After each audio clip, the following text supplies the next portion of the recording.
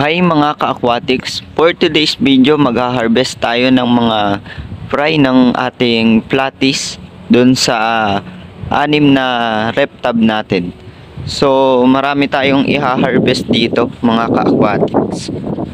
So dito nga pala tayo mag-harvest sa tab na ito, tas dito ulit.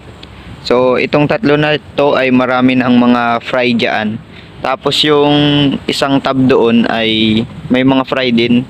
Nakita ko na nung isang araw pa. Tapos yung iba mga ka-aquatics ay nandito. So bali 7 na rep tabs pala mga ka-aquatics yung kukuhaan natin. So isa na yun dito. Yan mga ka-aquatics. Maraming mga fry dyan. Tapos dito naman mga ka-aquatics, sobrang dami rin. Ayan. Tapos dito naman marami din dyan fry mga ka-aquatics. So ayun.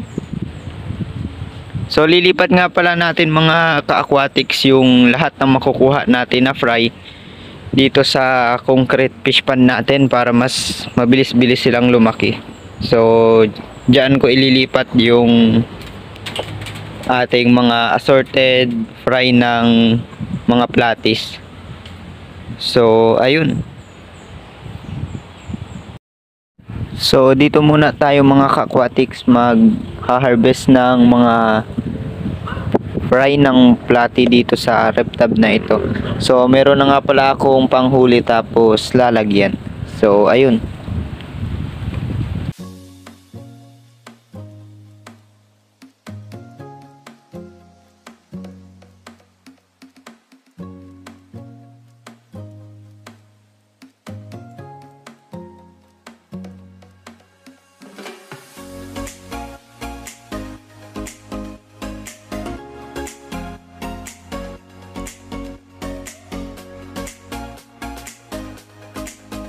So ayun mga ka-aquatics, may nahuli na nga pala ako. So marami pang nandyan. Uubusin natin lahat yan para mailipat natin doon sa concrete fish pond natin, doon sa grow out tank nila na malaki. So ayun, update ko na lang kayo kapag nahuli ko na lahat doon sa mga ibang rep tabs pa natin. So ayun.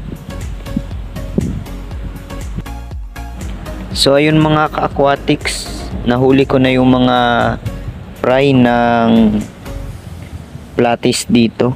So ayan, dito pa lang sa isang rep tab na ito ay ganyan na karami. So hindi pa yan as in lahat. So may mga natira pa na ibang mga maliliit na fry talaga dyan sa ilalim.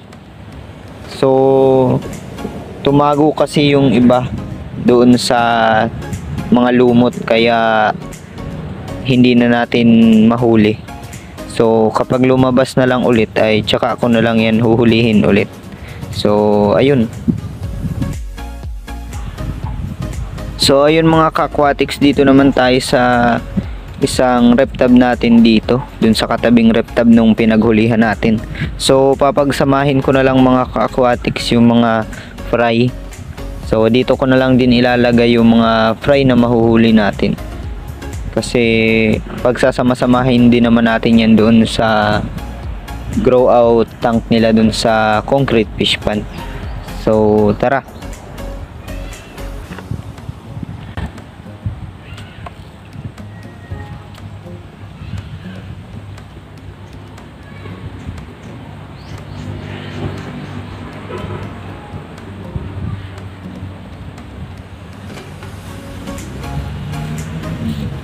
So mas maganda nga pala mga ka-aquatics maghuli ng mga fry kapag may plants tayong nakalagay dyan. Kasi nakatago lang sila dun sa plants. Kaya kapag hinuli mo mas madali. Hindi kung saan saan pumupunta. Di katulad kapag walang plants, katulad dito sa kabila, wala na siyang plants. Mahirap maghuli kasi mabilis silang maglangoy.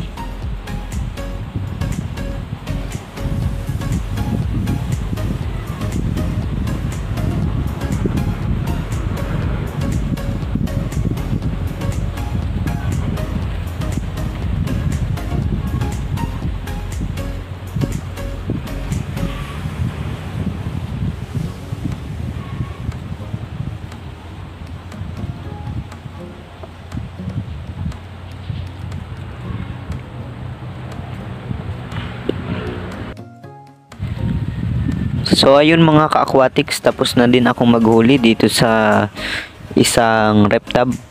So nandito na lahat mga ka-aquatics ng mga nahuli ko. So ayan,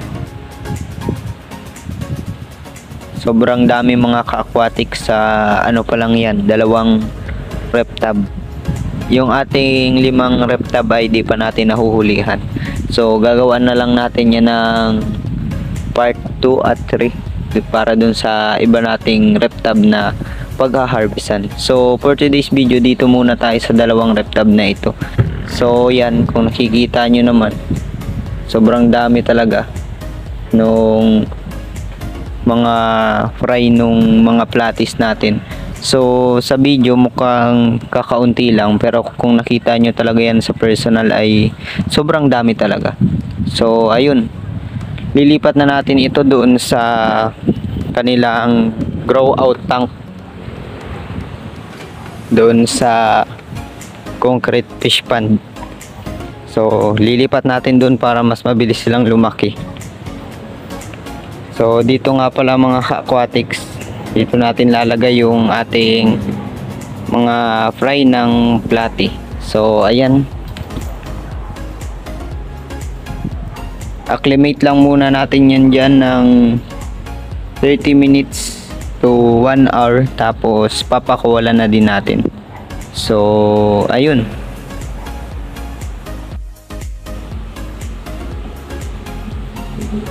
so ayun mga ka-aquatics, lumipas na ang 30 minutes. So papakawalan na natin yung mga fry ng assorted platis natin. So ayan, dahan-dahan nga lang pala para hindi sila ma-stress. Oops. So ayan nga, dahan-dahan lang para hindi sila ma-stress.